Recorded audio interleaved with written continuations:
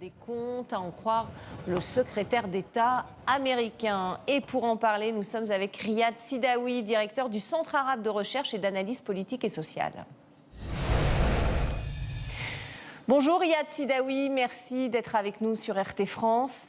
Donald Trump, on le voit, est assez virulent envers la Turquie. La menace d'Ankara contre les Kurdes est une donnée qu'il avait vraisemblablement sous-estimée en voulant se retirer immédiatement d'Irak en décembre.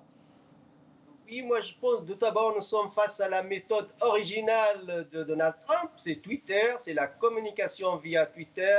Il a gagné les élections américaines via Twitter et aujourd'hui sa diplomatie et ses idées au plan international passent toujours par Twitter. Les relations sont très complexes entre la Turquie et les États-Unis d'Amérique. D'un côté, la Turquie est un pilier de l'OTAN, ça veut dire de la stratégie américaine militaire dans la région depuis la Deuxième Guerre mondiale, donc sont des alliés historiques, mais au plan au Moyen-Orient et surtout en Syrie, il y a des divergences. D'un côté, ils sont totalement d'accord contre Bachar al-Assad. Dès qu'il s'agit de la lutte contre Bachar al-Assad, ils sont d'accord. Mais dès qu'il s'agit de la question kurde, on voit la position de Trump, par exemple, proche du régime syrien, proche de la position de Bachar al-Assad que de la position turque. Mais aussi, rappelons-le que Joe Biden, le vice-président américain d'Obama à l'époque, quand il exerçait ses fonctions, et devant les étudiants de l'université d'Harvard, a dit clairement, et on a toujours la vidéo, nos amis turcs, qatariens et saoudiens ont soutenu et financé Daesh. Donc, le paysage est complexe. La carte forte de Trump, la carte économique, elle est réelle.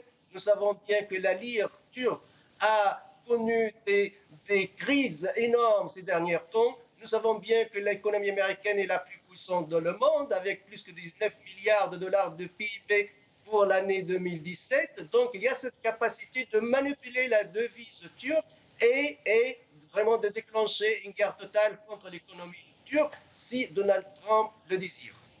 Le secrétaire d'État américain, lui, est en Arabie Saoudite. Il a demandé des comptes à Riyad sur le meurtre de Jamal Khashoggi. Est-ce que ce n'est qu'une déclaration visant à calmer les critiques aux États-Unis ou bien cette demande sera suivie de faits concrets selon vous?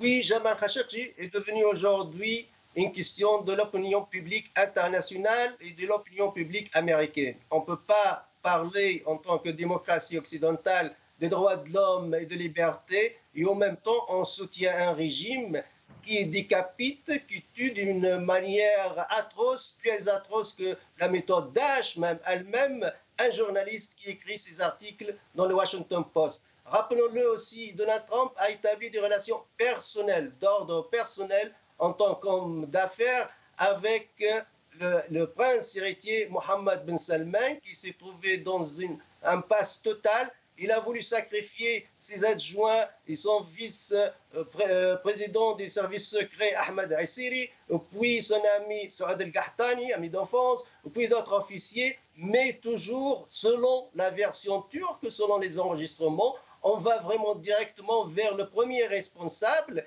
qui est le prince héritier lui-même. Donc c'est Mohammed Ben Salman qui est responsable de l'assassinat inhumain et atroce du journaliste Jamal Khashoggi. Aujourd'hui, Trump, il veut satisfaire les deux camps, si vous voulez. D'un côté, il a dit on doit continuer à vendre des armes. Et il a dit clairement aux Saoudiens I call out the King Salman. J'ai téléphoné au roi Salman juste avant, quelques semaines avant l'assassinat de Khashoggi, et je lui ai dit écoute Salman, si tu ne payes pas notre protection, tu vas quitter le pouvoir, tu vas rouler dans 2 semaines. 2 semaines, and you collapse your power. Il a dit ça clairement. Donc, c'est une relation d'un côté qui profite aux États-Unis d'Amérique, puisqu'il y a eu des accords de vente d'armes qui ont dépassé la première fois plus que 400 milliards de dollars, puis plus que 300 milliards de dollars. Mais en même temps, il y a le problème des droits de l'homme, parce que le régime saoudien avec Mohammed Ben Salman devient un État voyou qui ne respecte pas les droits de l'homme en assassinant un journaliste assez célèbre, connu par les grandes chaînes de télévision mondiales, et un écrivain au Washington Post. À Vraiment, travers sa tournée au Moyen-Orient, à travers sa tournée au Moyen-Orient de son secrétaire d'État, Donald Trump veut se démarquer en tout cas de la politique de sa précédente administration. Au Caire, Mike Pompeo a parlé d'un nouveau départ avec ses alliés arabes en référence au discours de Barack Obama en 2009. C'est quoi précisément ce nouveau départ ? Moi, je pense que le changement radical de la politique de Donald Trump, c'est par rapport à Obama. Obama a encouragé et soutenu avec Hillary Clinton les islamistes, notamment les frères musulmans. Les frères musulmans, ils ont le droit d'exercer le pouvoir et gagner les élections, ce qu'il a dit Obama pendant la révolution égyptienne et même juste avant la chute de Moubarak, alors que la relation entre l'Égypte et Obama, par exemple, entre le général Sisi et Obama, ont été dans une crise totale. Il vient Trump. Trump, il est anti-islamiste. On le voit bien qu'il n'aime pas les frères musulmans. Donc, il est en train de réparer, si vous voulez, ce que Obama a fait. Pour lui, il est d'accord de ne pas donner trop de pouvoir aux frères musulmans, peut-être, pourquoi pas lutter aussi contre les frères musulmans. Là, le problème de Qatar se pose, parce que le Qatar, comme l'Arabie Saoudite, sont des alliés historiques des États-Unis d'Amérique. La plus grande base militaire Al-Udeid, c'est au Qatar, la plus grande base militaire américaine.